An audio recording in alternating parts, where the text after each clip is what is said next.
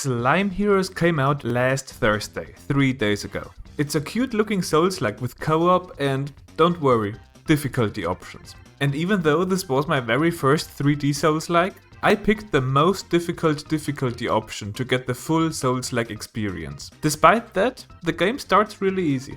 After creating your slime and watching a short intro explaining part of the story, you get to run around, defeat a few enemies, get to know your allies, collect tomes and ancient ruins, skills, hats, and get to the first boss fight. First about those skills though. You get 3 skill combinations. They are made out of 1 or 2 skills and an element. You can, for example, have only 1 simple projectile. Or you combine it with another skill. If that's the same projectile again, then it will cost a bit more magic and be a bit stronger. Elements add a little effect, like causing a burn to the enemy. But you could also combine said projectile with, for example, the tornado skill, which will get you this. I tested different combinations. Here are some of the early tests I did with different combinations. And then there are hats. They add different effects as well. But all of these come later in the game. This early I only had like 2 or 3, and I found the crown to be the best, restoring health on successive melee attacks. Even on the hardest difficulty, the first boss fight was fairly easy. As you can see, the crown worked really well.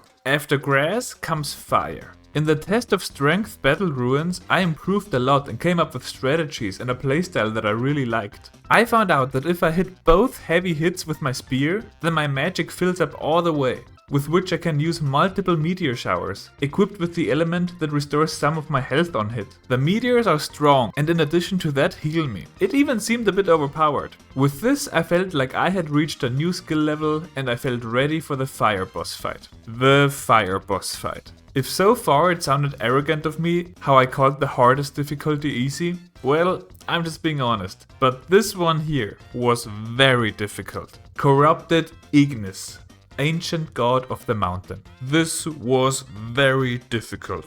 A huge difference from the rest so far. I tried this boss fight for many hours, probably at least 5. I noticed that the crown's health effect wasn't working. Maybe the spear? I'm not sure, but I switched hats, tried new abilities, I learned and I kept improving. The melee damage boost made my spear do 31 instead of 19 damage. I always had to keep moving, because he could do this very strong pillar attack. I'm not sure how much damage it does, but I feel like at least 3 hearts, it's really strong. When he does his meteor shower attack, I have to keep moving and leave the circle, because in the center the pillar could come up. In this boulder circle, which is absolute hell and even with dodges it's very dangerous, I found out that the hit lag of my spear attack slows down the game a tiny bit, which can make reacting to this wild beast's chaotic sprints and their directions a tiny bit easier. Hide behind the pillars, because if he runs into them he falls. Realizations after realizations, and then eventually and finally I beat him. This was my build, in case you want to experience what I experienced, and recreate the fight to try for yourself.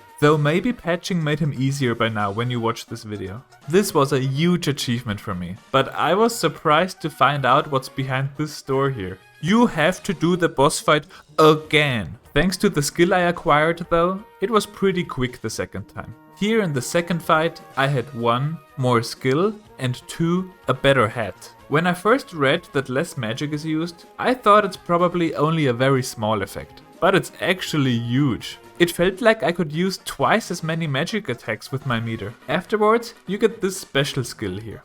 Unfortunately and sadly, this is pretty much where the fun ended for me though. I started at the snowy area, but after an update and a game crash, my save file got deleted. All of my progress gone. And the same thing happened to other people as well. This was pretty disappointing. All of the ruins I had completed, all of the items I had collected, the 3 boss fights, the map progress, and also all of the upgrades I had done. Upgrading becomes increasingly expensive. While in the very beginning it costs like 300, later it costs about 3000. A lot of grinding and playtime goes into that. So unfortunately this is where my review ends. Maybe I will one day, when they fixed this bug or glitch, or maybe they did the patch in the wrong way, maybe one day I will try again. But for now, I'm a bit too devastated to redo everything. So is this a positive or a negative review? Well, it would be positive. But deleting save files does add a lot of negativity to that, especially in difficult video games like Souls-likes. Save games are very important. If I was a Souls-like game developer, I would make triple, quadruple sure that the saves are safe. Anyways, if you are considering getting this game, sure. But maybe wait a bit until this danger of having your save files deleted is gone. And that's it for today's Sunday's video. If you liked it, then there's a like button for you. Tell me what you think in the comments below and consider subscribing. Bye!